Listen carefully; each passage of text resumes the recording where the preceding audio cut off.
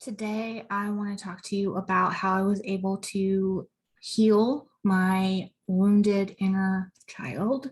And I'm by no means an expert when it comes to this. This is just based off of a book I read and some work I did, classes and things like that. It helped me to go within and talk to my inner child and heal my relationship with her and heal the trauma from my past. So, if you don't know me, my name's Mullissa Caroline, and I like to come on here and talk about all kinds of things, but mostly I am coming on here to share my healing journey and things that I've experienced and how I got through those to hopefully empower other people to go along this journey as well and heal. So, I am an I don't like to say survivor, but because I think I'm a warrior at this point or something else, but I am a survivor of childhood sexual abuse, and I have been in relationships where I've had to survive domestic violence or other types of abuse. I'm also a survivor of sexual assault as well. So I've had a lot of really bad, messed up things happen to me in my life. And I thought finally I needed to make a space where I could share my story, where I could talk about these things and empower other people, because I know it's not just women that go through this, it is men too. And I wanted to make a safe space, a community on the internet where I could share my story and hopefully in doing that and sharing what I've learned, empower you to do the same, to heal and change your life. So hopefully that's what comes through on these videos. But if you haven't done so already, please make sure to like and subscribe. It's a free way to support this channel and help my videos and my content get out there to more people. I plan on uploading once a week, and yeah. So I wanted to talk today about my wounded inner child, and this is something I'm still working on. So this disclaimer about the stuff that I'm going to be talking about has to do with abuse. Any topics that I talk about, I do bring up past experiences around abuse. If you have triggers around that topic, and you are not comfortable with watching this type of content, please click off of this video now. So I was reminded when I was reading a book. This whole thing started when I was reading a book, but what it reminded me of while I was reading was a psychology class that I took back in college. I think 2005 or 2006. I don't remember what year. But they did a exercise. So a psychologist that was teaching our class, obviously. And so they did an exercise that moved me to tears. And right before they did that, they actually had someone come and talk to us about grooming. And I didn't know what grooming was until this person started talking. And it triggered me immensely, and I wanted to leave that room desperately. Had to keep myself in that seat because I knew I needed to hear what was being said. But it was pretty traumatizing, if I'm being honest, because I had no idea what had happened to me, or even that it had been such a process of something that had happened to me. And grooming is something that abusers will use to condition, to basically condition a victim and to get them to do what they want. They'll use fear and all sorts of different awful tactics to gain control over someone, which is what happened to me. And has unfortunately happened to a lot of people. And I am glad that I stayed in the class, because after they got done talking, they wanted to do like a little exercise, kind of like a meditation type of thing. And they had us close our eyes and we did some breathing, and they had us go back to our childhood home walk into the room where our younger self was sleeping. And I'm really trying not to cry when I talk about this, because anytime I think about it, it literally makes me cry because it's so powerful. But we were instructed to place our hand on the back of our younger self and basically say to them that they were safe and that they were loved. And it was, I cried in class when I was doing this, and I don't remember exactly much outside of that, but I do remember that aspect of that exercise. And it really, what I really think that that probably was the catalyst for some of my healing. I had done a little bit when I was 16. You know, I did some later after this, because this is probably when I was like early 20s and then 25. And I've had different phases in my life where, and it wasn't until a few years ago, I think 5 years ago, that I started getting serious about my healing. So this was one of those catalysts for healing, and it was so powerful. And I remember crying, and I'm not laughing because this is funny. I laugh because I don't know. I laugh when I'm uncomfortable. So I'm in this room. We just finished doing this exercise. I have tears streaming down my face, and they turn the lights back on. And the guy that came to talk to us about grooming tells us that, you know, there's at least 2 people in this room that have been victims of childhood abuse. And I remember looking around the room, and I locked eyes with another girl that was in the class, and I knew immediately who the 2 people were in that moment. And it was crazy.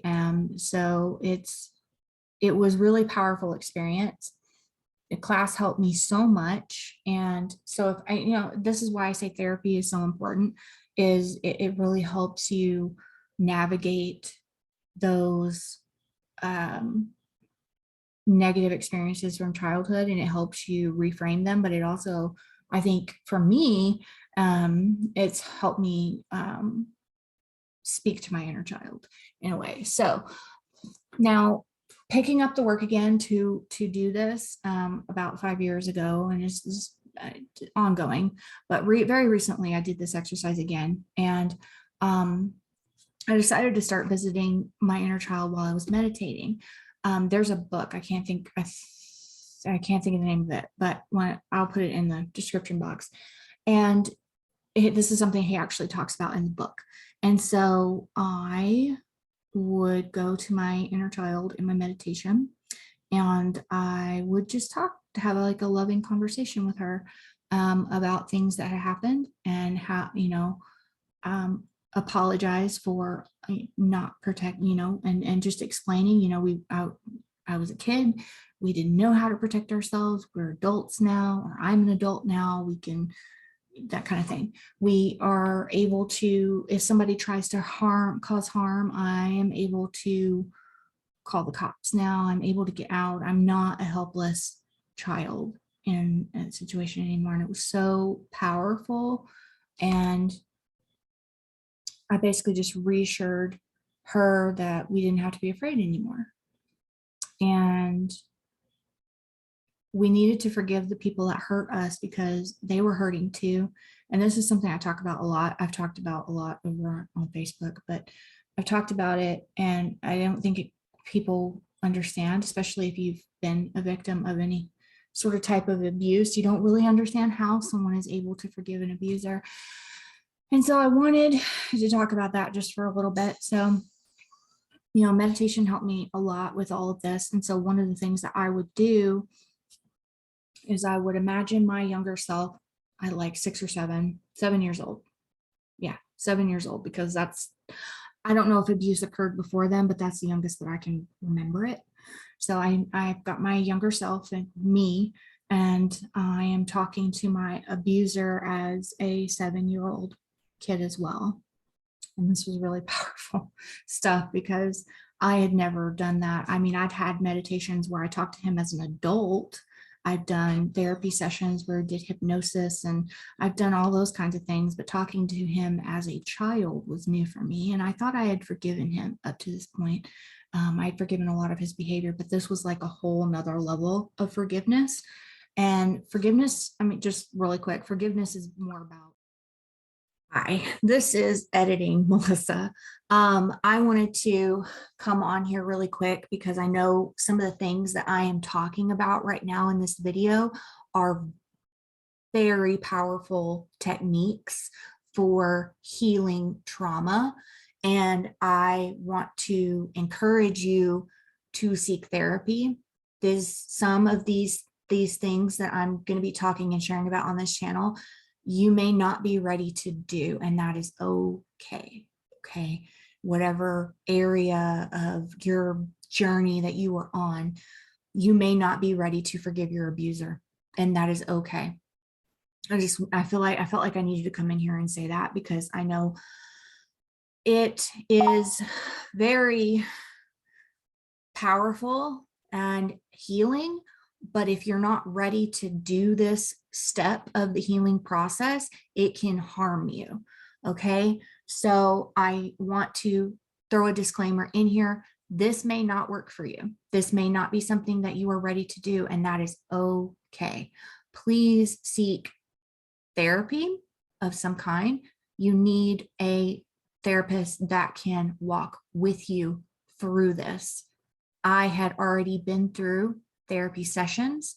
I've already done a lot of that work, but I know not everyone has. And so I just want to say, before you try to do what I'm talking about in this video, I felt like this needed to be said because you may not be there. You may not be ready to do that, and that is okay.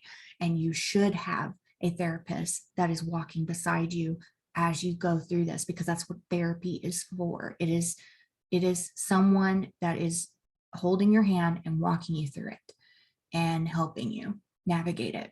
Okay. Therapy is not re-victimizing yourself. And if anyone tells you that, they are wrong.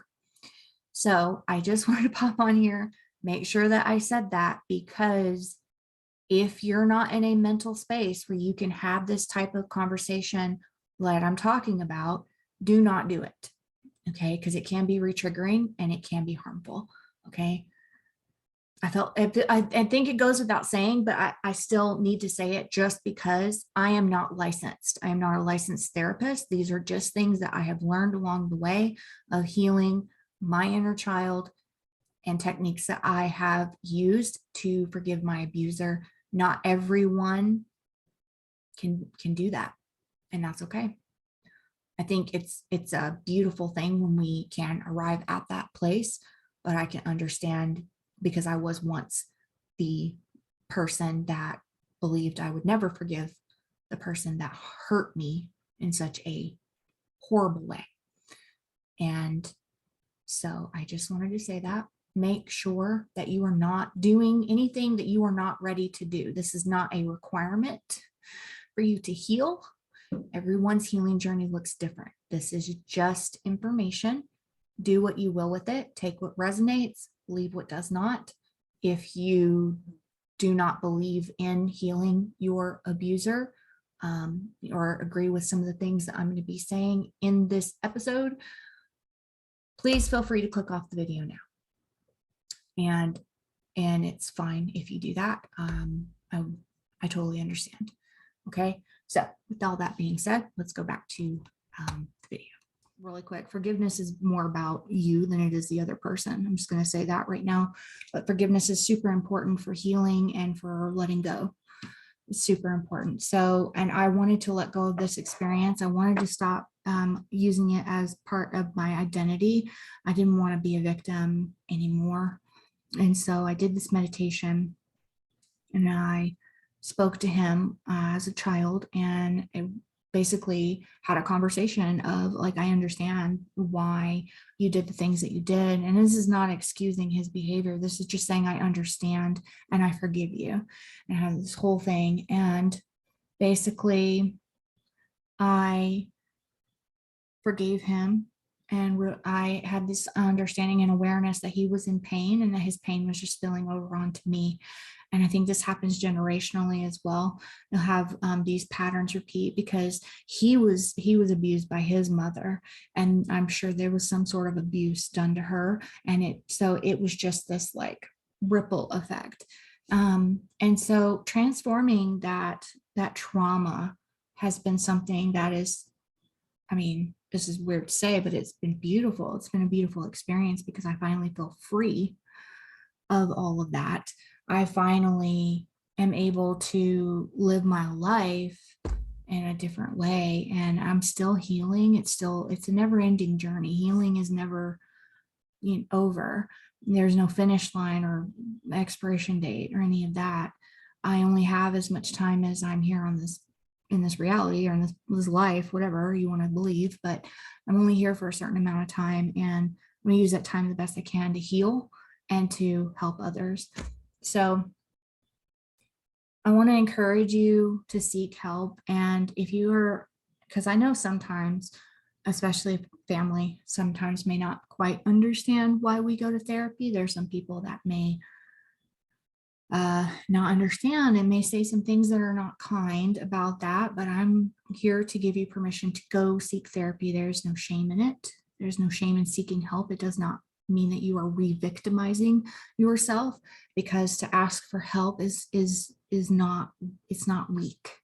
It's powerful. It's basically just asking for someone to walk with you through your pain and to help you heal from it. And I think it's extremely beneficial and worth it. And I think you're worth it.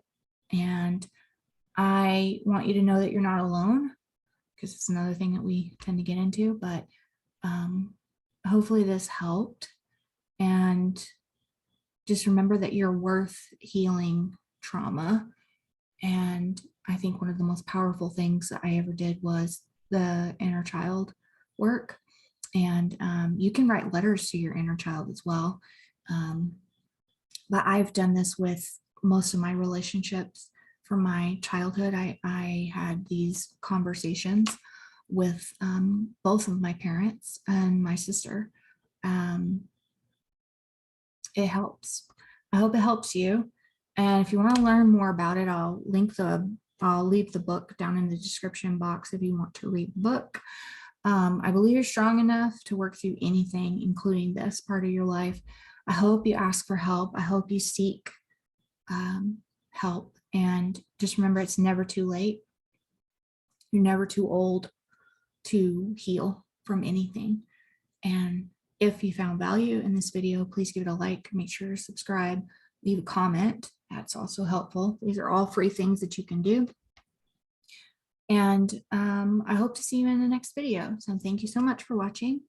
Remember to always be kind to yourself, to others, make good choices, and I'll see you next time.